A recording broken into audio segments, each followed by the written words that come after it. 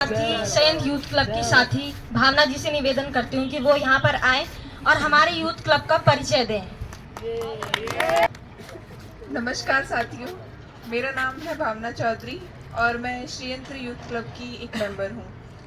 श्रीयंत्र youth club के बारे में आपको मैं कुछ जानकारी देना चाहती हूँ, जैसे कि ये कैसे शुरू हुआ, ये क्या कार्य करता है और कैसे कार्य करता है और हमारा क्या इसके पीछे का हमारा मोटो क्या है।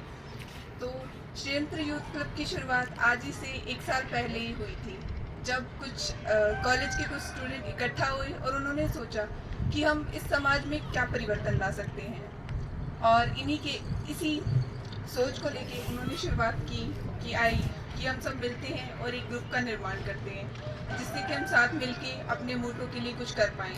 नहीं पता था कि क्या करेंगे, कैसे करेंगे, पर फिर सोचा कि अपने आसपास से देखते हैं। तो हमने आसपास देखा तो गैस कीजिए हमने क्या पाया होगा।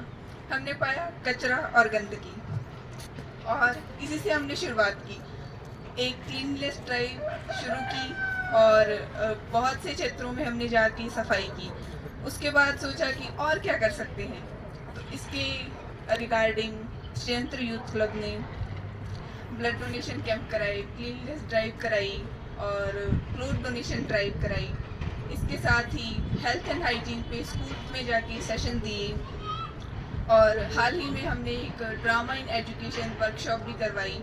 और आज आपके समक्ष ओपन माइक का सेशन करा रहे हैं। हम ये पहले भी करा चुके हैं अजीम प्रेम जी फाउंडेशन में, पर आज पहली बार है कि हम लोग यहाँ करवा रहे हैं खुले में आके।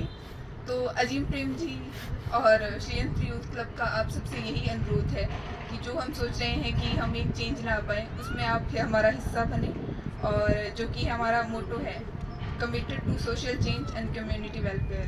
तो इसके रिगार्डिंग आपका जो भी कंट्रीब्यूशन हो सकता है, ये मत सोचे कि छोटा है, हमारे अकेले करने से क्या हो जाएगा। आपका एक प्रयास ही काफ़ी है, तो प्रयास करें। धन्यवाद जी। जो आपने श्रीयंत्र यूथ क्लब के बारे में बताया, तो इन्हीं की बातों में मैं कुछ ऐड करना चाहूँगा कि श्रीयंत्र यूथ क्लब आखिर है क्या।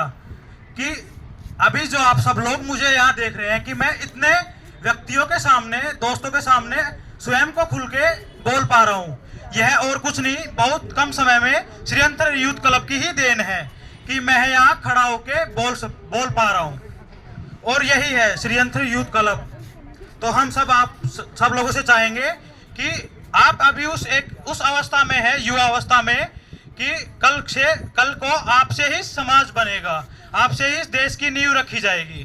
तो मैं चाहूँगा कि यहाँ जो भी युवा बैठा है वो अपना सर्वश्रेष्ठ दें इस उम्र में। तो इसी के साथ मैं अपने अगले साथी दुबे से अनुरोध करूँगा कि वो आए और अपनी प्रस्तुति दें। जोरदार तालियों से स्वागत करेंगे इनका। हेलो, जय हिंद सभी को। तो मैं आप लोगों के सामने सोहनलाल द्विवेदी जी की एक कविता प्रस्तुत करना चाहता हूँ। इस कविता के माध्यम से सोहनलाल द्विवेदी जी हमें यह बताना चाहते हैं कि हम प्रकृति से क्या क्या सीख सकते हैं। हमारे आसपास आप देखते होंगे कि चारों तरफ पहाड़ हैं, तो द्विवेदी जी पहाड़ों के बारे में कहते हैं कि पर्वत कहता शीश उठाकर तुम भी ऊंचे बन जाओ, सागर कहता है लहराकर मन में गहराई लाओ। अब द्विवेदी जी सागर की लहरों के बारे में कहते हैं कि समझ रहे हो क्या कहती हैं उठ उठ गिर गिर तरत तरंगे, भर लो अपने मन में मीठी मीठी मृदुल उमंगे। पृथ्वी कहती धैर्य न छोड़ो, कितना ही हो सिर पर भार, नभ कहता है फैलो इतना, ढक लो तुम सारा संसार, ढक लो तुम सारा संसार। धन्यवाद। जोरदार तालियों से इनका मनोबल बढ़ाएं, और ऐसे ही मैं उम्मीद करूंगी प्रवीण दुबे भविष्य में हमारे साथ भी जुड़े संयुक्त यूथ क्लब के साथ और अपने जीवन में ऊंचाइयों को छुए। और मेरा निवेदन है प्रवेश बुटोला जी से कि यहाँ पर आकर अपनी बातों को रखें।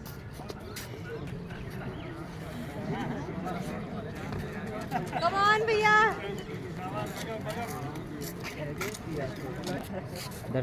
सबसे पहले आयोजकों को बहुत बहुत बधाई श्रीयंत्र यूथ क्लब। और जिस तरीके से श्रीयंत्र यूथ क्लब है, उसी तरीके से हमारा भी एक यूथ क्लब है, साइंस एंड आर्ट्स क्लब। और सेम जिस तरीके से आपने अपना परिचय रखा, इससे पूर्व भी नजीम प्रेमजी फाउंडेशन और बहुत सारे लोग जो यहाँ पर उपस्थित हैं उनको पता होगा कि हमने भी मतलब एक ही मोटो है दोनों का, आइडियल और जिस तरीके से हम काम करते हैं। तो सबसे पहले श्रीयंत्र यूथ क्लब को बहुत सारी बधाई है कि आपने ये एक अलग और अच्छा कदम उठाया, बहुत बढ़िया। और अभी तक बहुत सारी देशभक्ति और इन चीज़ों की बात आप सब लोगों ने की, तो मैं थोड़ा सा इससे हट के और मोहब्बतिया शायरी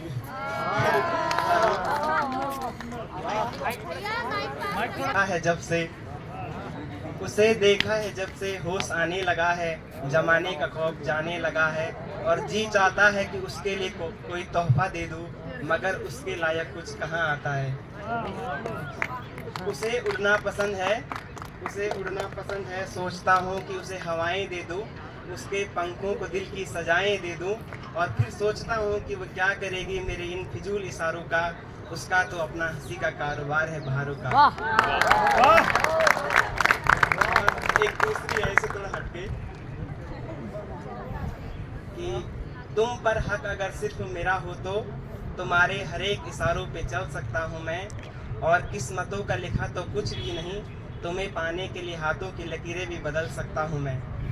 और एक तेरा रूठ जाना ही बर्दाश्त नहीं होता मुझसे, वरना तो हर एक सदमे से निकल सकता हूँ मैं।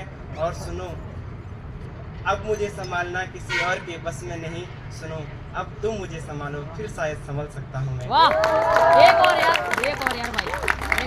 एक और हो जाए भैया, एक और। Thank you. जब बात इश्क की हो रही है, जब बात प्रेम की हो रही है, तो मैं भी राहत इंदौरी साहब की दो पंक्तियां कहना चाहूंगा कि फूलों की दुकान खोलो, कि फूलों की दुकान खोल लो, खुशबू का व्यापार करो, कि खुशबू का व्यापार करो। अगर इश्क खता है, कि अगर इश्क खता है तो ये खता एक बार नहीं 100 बार करो। नहीं है, आपके लिए भी दोबारा से जोरदार तालियां बजाई जाए। और यहाँ पे जो भी अभी साथी हमारे नए आए हैं, अगर आपको भी कुछ अपनी बातें यहाँ पे ओपन माइक में कहनी है, आप कुछ भी कह सकते हैं, आप कोई प्रस्तुति दे सकते हैं, डांस कर सकते हैं, आपको जो करना है आप वो कर सकते हैं, बस थोड़ा मर्यादा में रह के। आप अपना नाम रोहित जी से निवेदन करूंगी कि आप उनके पास दे दें अपना नाम। आईटेक की बहुत ही होनहार छात्रा है।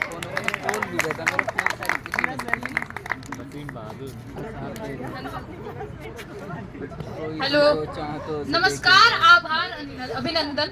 मैं हूँ हर्षिता सिंह। वैसे तो मैं गोपालगंज बिहार से हूँ, पर अभी मैं उत्तराखंड में हूँ और बहुत अच्छा लगा मुझे यहाँ आके। और मैंने बहुत लोगों को देखा है, मतलब ये कविता है मैंने आज ही लिखी है, तो कोई मेरी बुराई नहीं करेगा, सब कोई सुनेगा। तो ये ऐसे शुरू होती है, तुम क्यों नहीं बोलते हो, तुम क्यों नहीं बोलते हो, डर लगता है, ये आदत हो गई है चुप रहने की। तुम सवाल करना चाहते हो, पर सवाल जबान तक आते ही तुम चुप हो जाते हो। क्यों? घर में ज्यादा मत बोलो, समाज में लोग क्या कहेंगे। तुम लड़की हो जिसे हर कदम पे रोका जाता है, तुम लड़के हो जिसके दर्द को छिपाना सिखाया जाता है, तुम वो प्रजा हो जो सब कुछ देखता है पर कुछ बोल नहीं पाता, जो पूछना चाहता है पर पूछ नहीं पाता। डर लगता है, पर आखिर क्यों, किस बात का डर है ये? वो बच्चे जो कुछ कहना चाहते हैं, जो सवाल करना चाहते हैं, पर वो कर नहीं पाते, उन्हें चुप करा दिया जाता है। वो आवाजें जो उठ सकती थी पर उन्हें दबा दिया जाता है।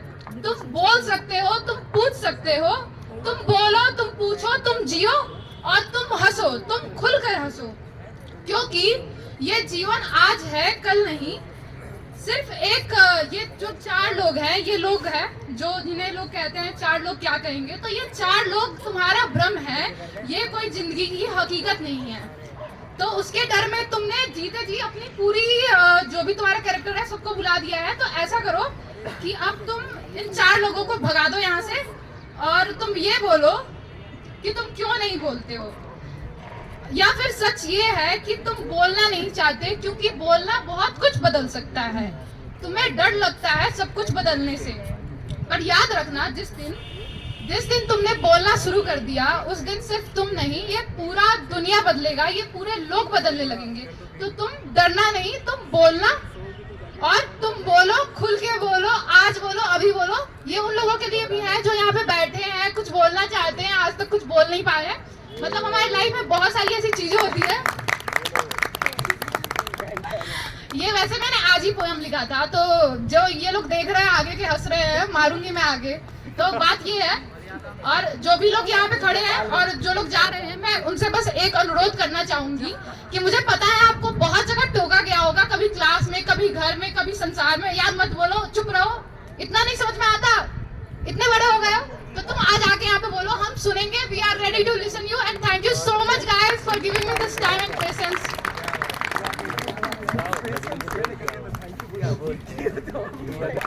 हमारे बीच इन्होंने अपनी स्वयं रचित कविता यहाँ पे प्रस्तुत की है, तो तालियों में कोई कमी नहीं होनी चाहिए। और मैं आपसे निवेदन करूंगी, जो भी छात्र छात्राएं, भैया बहन हमारे जो भी हैं, अगर आप अपनी प्रस्तुति देना चाह रहे हैं, जिन्होंने भी आईडी कार्ड पहना हुआ है, आप उनके पास अपना नाम दे सकते हैं। और अब मैं हमारे कॉलेज के HNB के छात्र संघ उपाध्यक्ष शिवांग भैया जी को आमंत्रित करती हूँ कि वे यहाँ पर आए और हमारा मार्गदर्शन करें।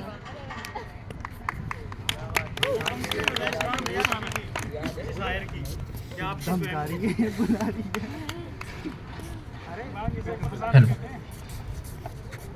धन्यवाद दर्शिका और यादव जी। मन संचालन इस प्रकार का बहुत ही इंगेजिंग मन संचालन, हमेशा जो संचालक होते हैं वही जान होते हैं किसी भी प्रोग्राम की। और धन्यवाद करूंगा आपका कि आपने मुझे मंच पे बुलाया, और यहाँ पे मैं किसी छात्र संघ उपाध्यक्ष के तौर पे नहीं, एक छात्र के तौर पे आया हूँ, एक क्या कह सकते हैं, घुमक्कड़ के तौर पे जो घूमता रहता है और कहीं भी बैठ के टकरा के बैठ जाता है। और यहाँ पे मैं बहुत बहुत बधाई देना चाहूँगा श्रीयंत्र यूथ क्लब कि आपने ओपन माइक यहाँ पे आयोजित कराया। पूरी जितनी भी यहाँ पे समग्र टीम है, आप सबको बहुत बहुत बधाई कि आपने एक इनिशिएटिव लिया। देखिए, प्रोग्राम इनिशिएटिव लेना सबसे बड़ा टफ रिस्क का काम होता है कि आप प्रोग्राम इनिशिएटिव लें और करें। बाकी प्रोग्राम सक्सेसफुल हो ना हो, आपने जब इनिशिएटिव ले लिया, आपने जब प्रोग्राम कर लिया है, तो वहीं पे सक्सेसफुल हो जाता है। और इतनी ज़्यादा संख्या में यहाँ पे लोग सुनने के लिए आए हैं, तो आप सबको मैं बधाई प्रेषित करता हूँ कि आपका ये कार्यक्रम सफल रहा, और आगे भी जब आप कार्यक्रम रहेंगे उस प्रकार से सफल रहेंगे। और तमाम साथी जो यहाँ से दूर दूर से हमें देख पा रहे हैं, वो उन सबको भी मैं यहाँ पे बुलाता हूँ, उन सबसे निवेदन करता हूँ कि अगर आप कुछ भी बोलना चाहते हैं तो ये ओपन माइक आपके लिए है, ये स्टेज आपके लिए है, क्योंकि मंच हर किसी को हर कहीं कभी नहीं मिल पाता। लेकिन जब आपको मंच मिलता है तो आप सबसे उम्मीद करते हैं कि आप उस मंच का सही तरीके से यूटिलाइज कर पाए और प्रोडक्टिव यहाँ पे आप काम कर पाए। और सभी कुछ ना कुछ गुनगुना रहे थे, और हमारे साथी थे प्रवेश बुटोला जी, उन्होंने भी यहाँ पे एक अच्छी शायरी की। तो अब थोड़ा मेरे अंदर भी आ रहा है कि थोड़ा सा मैं भी कुछ कर लूँ। तो एक गाना है, गढ़वाली गाना है यहाँ पे। आई होप कि आप गढ़वाली समझते होंगे, या नहीं समझते होंगे तो जज्बातों पे जाइएगा, थोड़ा भावना को समझिएगा। तो गढ़वाली कविता है, गढ़वाली गाना है, जो एक तरीके से एक ब्रेकअप स्टोरी है। तो थोड़ा सा गुनगुनाना चाहूँगा, थोड़ा सुर पर नीचे हो जाए तो माफ़ करिएगा, क्योंकि मैं कोई प्रोफेशनल सिंगर नहीं हूँ। तो गाना कुछ इस प्रकार। अरे भूली गे तू मौल्यू डाली, जख छो उठणो बैठणो तेरू मेरू। भूली गे तू मौल्यू डाली, जख छो उठणो बैठणो तेरू मेरू। हाँ मंदिरों में सौ करार, घंडलियों को बजानो तेरू मेरू। वो कह रहा है कि क्या तू भूल चुकी है उस पेड़ को जिसके नीचे हम दोनों बैठा करते थे? क्या भूल चुकी है तू उस मंदिर को जिसकी घंटियों को हम बजाया करते थे? तो इसी में वो आगे कहता है, हे लठली तेरी खटी माया की, कन सवाद चखीन मैन, हो तेरी निरपंखी माया की, कन उड़ान भरी न मैन। मेरा जरा है स्या खेल्या कन इनाम दिया ली तुन। आप सबका बहुत बहुत धन्यवाद और आप सबसे उम्मीद करता हूं कि सभी इस मंच पे आएंगे, दो दो शब्द रखेंगे और अपने अंदर जो झिझक है उसको बाहर निकालेंगे। आप सबने मुझे सुना, उसके लिए आपका बहुत बहुत धन्यवाद। बहुत खूब उपाध्यक्ष जी, बहुत खूब। आपके शब्दों के लिए भी आभार। अब मैं यहाँ पर आमंत्रित करती हूँ शवानी साहो। माफ करना अगर नाम गलत लिया होगा तो। शवनी साहो। और जो भी यहाँ पर उपस्थित हो रहे हैं उनसे निवेदन है कि माइक को थोड़ा अपने मुंह के पास दें जिससे आवाज ढंग से आए। So, Jai Jagannath, I'm Shravani, I'm from Odisha. So, मुझे ऐसा लगता है कि दुनिया की सबसे अनकही अनसुनी भाषा आंसुओं की भाषा होती है, क्योंकि सब मुस्कुराने के ऊपर बड़े ही चर्चे करते हैं, पर कोई कभी रोने के बारे में कुछ भी नहीं कहता, या कोई कुछ कहना ही नहीं चाहता। पर मैं कहती हूँ मुझे रोना बहुत पसंद है। शायद इसीलिए मैं आंसुओं को अपनी आंखों के नीचे कैद नहीं करती हूँ, उनको अपनी हाल में छोड़ देती हूँ। जब मन करे जी भर कर रो लेती हूँ। और मैं दूसरों को भी यही कहती हूँ कि मैं शायद आंसुओं की कुछ ज़्यादा ही दीवानी हूँ। मैं शायद उन लोगों में से हूँ जो आंसुओं से डरते नहीं। बल्कि उन्हें अपनी दिल की सच्चाई मानते हैं। I think I'm such a crying obsessed, crying addicted person. तो मैंने कुछ लिखा है। मैंने लिखा है कि तुम रो लेना क्योंकि तड़पती आवाज़ों की सिसकियाँ सुनाई नहीं देती, बंद कमरे की खिड़कियाँ दिखाई नहीं देती। प्रखर हो जोर तो घर की कोने काटने को दौड़ते हैं, उदासी कभी तुम्हारी दुख को रिहाई नहीं देती। तुम रो लेना क्योंकि ये उदासियाँ हमें नोच कर खा जाती है, और जो नहीं रोते उन्हें भीतर तक पत्थर बना जाती है। तुम पत्थर नहीं इंसान बनना, तुम रो लेना क्योंकि रोने का कोई जुर्माना नहीं है, और जो नहीं रोते तुम रो लेना क्योंकि रोने का कोई जुर्माना नहीं है। मनुष्य जब छोड़ेगी तुम्हारी देह को, उस वक्त उसका कोई हट जाना नहीं है। इंसान मजबूत है पत्थर बनने पर, इंसान मजबूर है पत्थर बनने पर, पत्थरों को गुमान है पत्थर बनने पर। इंसान मजबूर है पत्थर बनने पर, पत्थरों को गुमान है पत्थर बनने पर। तुम खुद को पत्थर मत बनने देना, तुम रो लेना अगर कुछ बुरा हुआ हो तो, अगर चीज़ें अपनी हिसाब से ना हो, दिल भरा हुआ हो तो रो लेना अगर खराब हो तबीयत, आहे किसी को तुमसे नफरत देखकर अपनों की गैर जैसी हरकत। तुम रो लेना अगर पूरे ना हुए तुम्हारी मन्नत, वक्त के साथ ना पूरी हुए अपनी ज़रूरत तो रो लेना, क्योंकि कहाँ मिलती इतनी आसानी से किसी को जन्नत।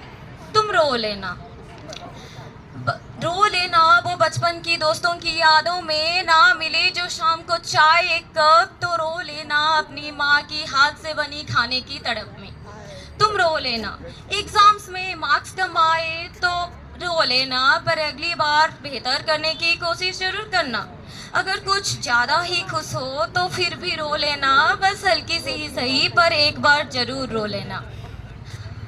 अपनी उम्मीदों के हिसाब से काम ना बने तो रो लेना, मगर किसी से अटेंशन की शिकायत कभी ना करना। किसी से स्ट्रॉन्ग अटैचमेंट के बाद बिछड़ गए हो तो रो लेना कहीं अगर हार गए अपने दिल लगाने में, या किसी और के दिल को जोड़ने में। ना मिले अपनी मनपसंद की कोई चीज़ और मनपसंद की वो शख्स तो रो लेना। किसी की यादें ज़्यादा सताने लगे तो रो लेना अगर किसी की कही हुई बातें दिल को चुभने लगे। जवाब ना हो किसी की सवाल का तो रो लेना। करने के लिए ना हो कुछ काम अगर, सोचने के लिए ना हो कुछ बात अगर, करने के लिए ना हो कुछ काम अगर, सोचने के लिए ना हो कुछ बात अगर, टूट जाए रिश्ते दोस्तों से, मन न करे बताने किसी से, चाहे जमाना रूठ जाए अपनों का साथ छूट जाए, तुम रो लेना। इंतजार है किसी की बेसब्र से, तो मिलने से एक बार रो लेना, तुम लोगों का ना सोचना, उनका काम ही है तुम्हें रुलाना। सूरत और दौलत का कोई मजाक उड़ाए तो रो लेना, किसी के सामने ना सही अकेले में रो लेना, चिल्ला कर ना सही चुपके से रो लेना, वो तकलीफों को अपने दिल में कभी कैद ना करना, हो सके तो एक बार जरूर रो लेना। मैं ये नहीं सह सकती अगर कोई मेरे सामने ये कह दे कि रोना गलत बात है, मैं ये सुनकर तुरंत ही रो पड़ूंगी। आंसू एक एहसास है, आंसू एक एहसास है, क्योंकि जो बातें लफ्ज़ों में ढल नहीं पाते, जो बातें लफ्ज़ों में ढल नहीं पाते, आंसू उन्हें बड़ी खामोशी से बयां कर जाते हैं, आंसू उन्हें बड़ी खामोशी से बयां कर जाते हैं। आंसू दिल के बोझ को हल्का कर देते हैं, आंसू दिल के बोझ को हल्का कर देते हैं, आंसू हिम्मत का दूसरा नाम होते हैं, आंसू पत्थर नहीं इंसान होने का निशानी होते हैं, आंसू कभी कमजोरी नहीं होते हैं, आंसू एक दुआ होती है जो बिना अल्फाज के ऊपर वाले तक पहुंच जाते हैं। लोग कहते हैं कि आंसू एक चीज जो है सबसे कीमती, इसीलिए तो मैं गैरों के सामने नहीं रोती, इसीलिए तो मैं गैरों के सामने नहीं रोती। ये आंसू कभी रिश्ते संभालने का काम करते हैं, तो कभी ना जाने घर की किसी कोने में नज़रअंदाज हो जाते हैं। मुस्कुराना तो अजनबी मुसाफिर के साथ भी हो सकती है, पर आंसू ही है जो सिर्फ अपनों के सामने ही निकलती है। तो आपके पास अगर कोई इंसान है जो खुलकर रो सकता है आपके सामने, तो आप समझ लेना कि आप उसके लिए बहुत मायने रखते हो, क्योंकि ये आंसू हर किसी के सामने बहाए नहीं जाते। तो उस इंसान को कभी मत खोना जो आपके सामने अपनी आंसू भी ना छुपाता हो, उस इंसान का साथ हमेशा थामे रखना। ये जो समाज है काफ़ी चतुर है, ये जो समाज है काफ़ी चतुर है, रोने वालों को अक्सर मानता कमज़ोर है। ये जो समाज है काफ़ी चतुर है, रोने वालों को अक्सर मानता कमज़ोर है, इसीलिए तो हम भी बंद कमरे में रोते हैं, पर दरवाज़ा हमेशा हंस कर ही खोलते हैं। कौन कहता है जिसमें जिगर हो वो नहीं रोता है, कौन कहता है जिसमें जिगर हो वो नहीं रोता है। मैंने देखा है भाड़ में जाए जिगर, प्यार में अंधा हर एक मर्द रोता है। मैंने देखा है भाड़ में जाए जिगर, प्यार में अंधा हर एक मर्द रोता है। पता है, मैं जब रोती हूँ खुद को पहले से ज़्यादा मजबूत पाती हूँ। ये दुनियादारी बहुत देख लिया मैंने, हर मुसीबत में रोने को अपने साथ पाती हूँ। कैसे कर दूँ रोने को अपने से दूर, कैसे कर दूँ रोने को अपने से दूर, जो अंधेरे में भी साथ था खड़ा। बस यूं ही अच्छा लगता है मुझको रोना, चाहे बात हो कितनी भी छोटा या बड़ा, तुम रो लेना। भीड़ में चलते चलते कहीं अकेले हो जाओ तो रो लेना, अकेले चलने से कोई मंजिल तक नहीं पहुंचता, ऐसा तो हमने कभी नहीं सुना। तुम रो लेना, रो लेना, रो लेना, जी भर कर रो लेना। अरे ऐसा रोना कि बाद में कभी ना रोना। So I say cry, let it out and then come back stronger. Thank you so much. बहुत अच्छा, बहुत अच्छा, एक बार जोरदार तालियां। तो इसी प्रस्तुति के साथ अब मैं जिनको बुलाना चाहूँगा वो मूल रूप से मेरे गढ़वाल विश्वविद्यालय के फेवरेट सीनियर हैं और गढ़वाल विश्वविद्यालय के एक बहुत ही उभरते हुए छात्र नेता है। तो एक बार जोरदार तालियों से स्वागत कीजिएगा युवराज सिंह। तालियों में कोई कमी ना हो। कौन बोला भाई, बोला क्या? नमस्कार सबको। श्रीयंत्र यूथ क्लब को सर्वप्रथम धन्यवाद। बाकी मैं युवराज सिंह और मैं साइंस एंड आर्ट क्लब का सदस्य भी हूँ और श्रीयंत्र यूथ क्लब और साइंस एंड आर्ट क्लब दोनों एक साथ पैरेलल ही हैं और दोनों का मेन मोटिव है कि सोशल चेंज, सामाजिक बदलाव। और इसमें आप सभी से विनम्र निवेदन है कि आप सभी जुड़ें इससे। और जिस तरह से हम परिकल्पना करते हैं, जिस तरह से हम लोग परिकल्पना करते हैं एक समतामूलक समाज की, इसमें अपना सहयोग है। और बाकी मैं एक पंक्तियाँ कुछ रखूँगा जो है इस प्रकार की। एक लड़की है अनजानी सी, एक लड़की है अनजानी सी जो मुझको अपनी सी लगती है, थोड़ी पागल थोड़ी नादान पर प्यारी बड़ी वो लगती है। वो हंसती ऐसे लगती है जैसे कलिया बाग में खेलती है, वो हंसती ऐसे लगती है जैसे कलिया बाग में खेलती है। मैं अपने होश खो देता हूँ वो जब जब मुझसे मिलती है। वो खुद से बातें करती है जाने क्या क्या सोचा करती है, वो खुद से बातें करती है जाने क्या क्या सोचा करती है। खुद ही हंसती है खुद शर्माती है, प्यारी बड़ी वो लगती है। वह सीधी सादी रहती है फिर भी कमाल की लगती है, वह सीधी सादी रहती है फिर भी कमाल की लगती है। उसकी सूरत और सीरत मुझको पागल करती है, उसकी सूरत और सीरत मुझको पागल करती है। आंखें उसकी इतनी गहरी, आंखें उसकी इतनी गहरी कि मुझको दीवाना करती है। क्या लिखूं अब उसके बारे में, वो खुद किसी शायर की गजल सी लगती है, वो खुद किसी शायर की गजल सी लगती है। एक लड़की है अनजानी सी जो मुझको अपनी सी लगती है, जब हंसती है वो प्यारी बड़ी वो लगती है। धन्यवाद। आपका ये रूप तो हमने देखा ही नहीं था युवराज भैया। अनुरोध है आपसे, उन मोहतरमा का नाम हमें बता दीजिए, क्या पता आपके प्रेम के कबूतर हम बन जाएं। आपके संदेश हम पहुंचा देंगे भैया जी।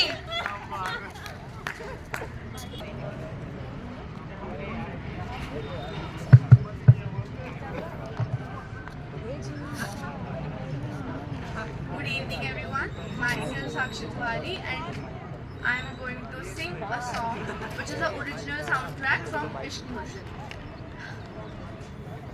And it goes like नूरे जहां और नूरे मोहब्बत दोनों जुड़े तुझसे पिया, पागल या जो भी मुझको कहो तुम, हाँ मेरा इश्क सबसे जुदा, तेरे ही खातिर लूं सौ जन्म में, चाहे हो जो भी भला।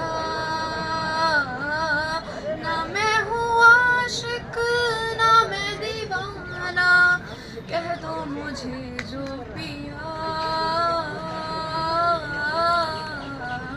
तेरा मेरा है प्यार अमर, तू चाहे तो कदमों में सर रख दूं, ये जीवन क्या अगर मांगे तू, मेरी जान नजर कर दूं। Thank you sir. बहुत अच्छा।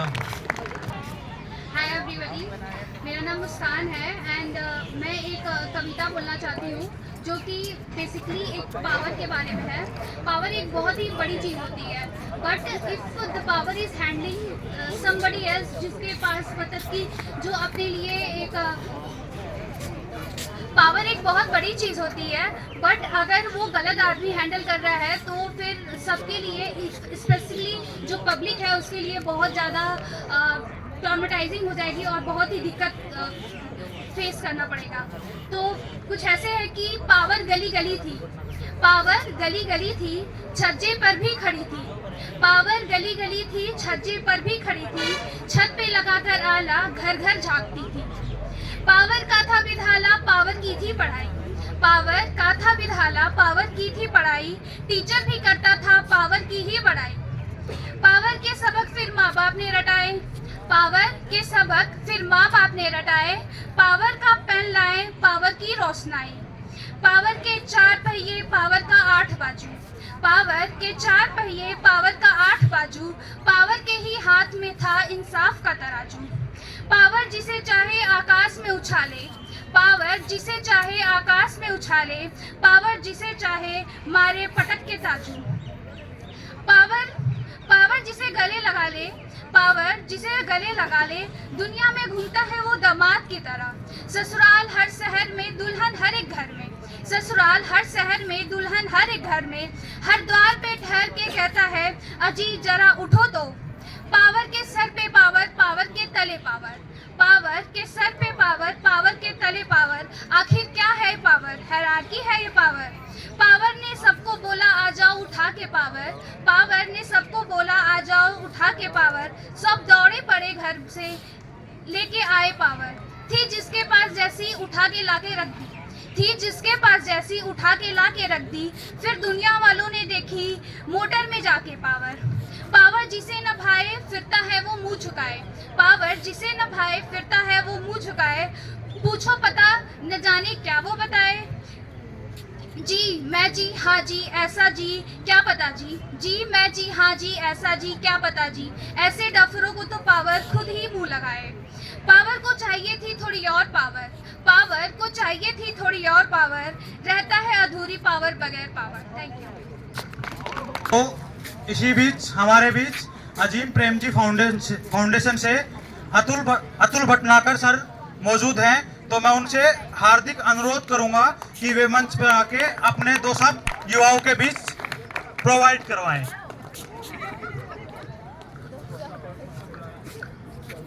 Good evening everyone, I am Atul Bhatnagar. मैंने अभी recently Azim Premji foundation Srinagar office join किया है 10 Feb में।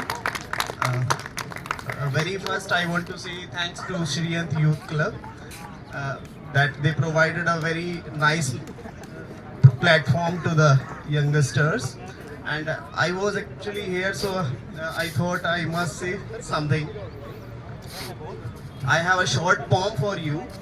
आज नहीं, बहुत लंबे टाइम से मैं देख रहा हूँ कि हम सभी देख रहे हैं कि विमेन एम्पावरमेंट की बात हर तरफ होती है, हर कोई विमेन एम्पावरमेंट की बात करता है, लेकिन एक्चुअल में जब कोई एम्पावर्ड विमेन हमारे बीच होती है तो अक्सर हम उन्हें टॉलरेट नहीं कर पाते। स्पेशली जब हम सभी की बात है, जब किसी मेल के साथ कोई एम्पावर्ड विमेन होती है तो शायद वो उन्हें टॉलरेट नहीं कर पाते।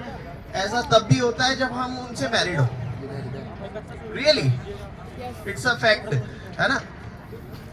ऐसे केसेस हम देखते हैं कि कोई अगर किसी की शादी किसी ऐसी लड़की से हो जाती है जो उससे ज़्यादा सक्सेसफुल है तो वो उसे टॉलरेट नहीं कर पाता है, अक्सर डाइवोर्स्ड होते हैं, बहुत सारी चीज़ें होती हैं, या ये इस तरह के ताने होते हैं कि तुम ज़्यादा कमाती हो तो इसलिए रोब दिखा रही हो क्या, है ना। तो मेरी जो पोम है उसका नाम है प्रतिभाशाली स्त्री, और मैं हमारे जो यहाँ मेल मेंबर्स बैठे हैं उनसे रिक्वेस्ट करूंगा कि आगे चल के आपके जीवन में अगर कोई प्रतिभाशाली स्त्री आए तो उसे टॉलरेट करना एक बहुत ही अलग सी बात है। उन्हें और ज़्यादा एम्पावर करें और उन्हें जो है आप मौके दें आगे बढ़ने के, उन्हें हेल्प करें। और मेरी पोम कुछ इस तरह है।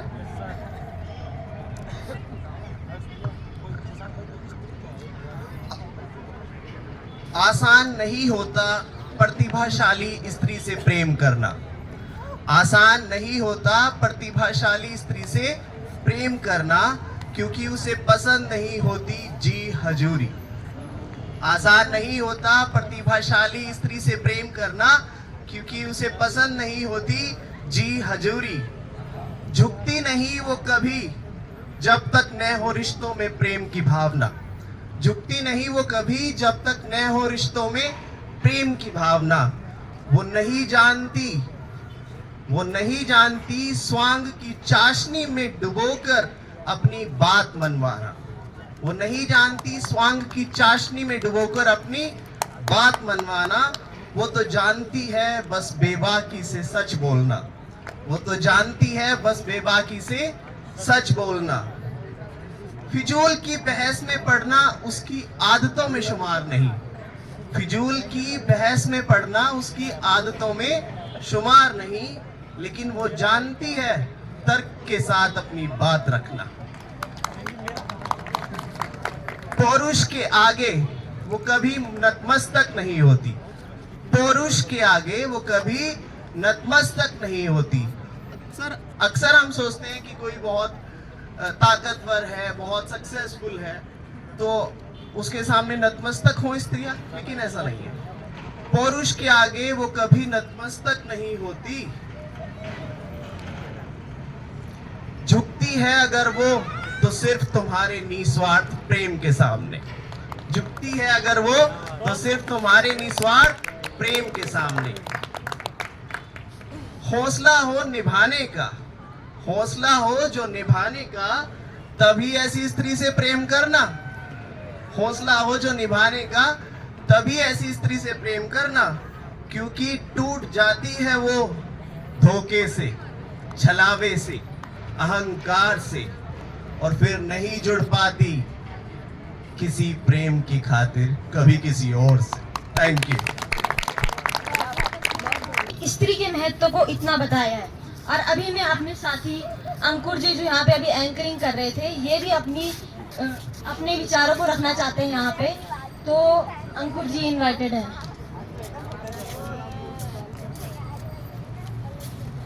साथियों, वैसे तो मैं विज्ञान का छात्र हूँ, साहित्य का कोई बहुत बड़ा जानकार या विद्वान नहीं हूँ, तो अगर मुझसे कोई गलती हो जाए मेरे विचारों में तो क्षमा कर दीजिएगा।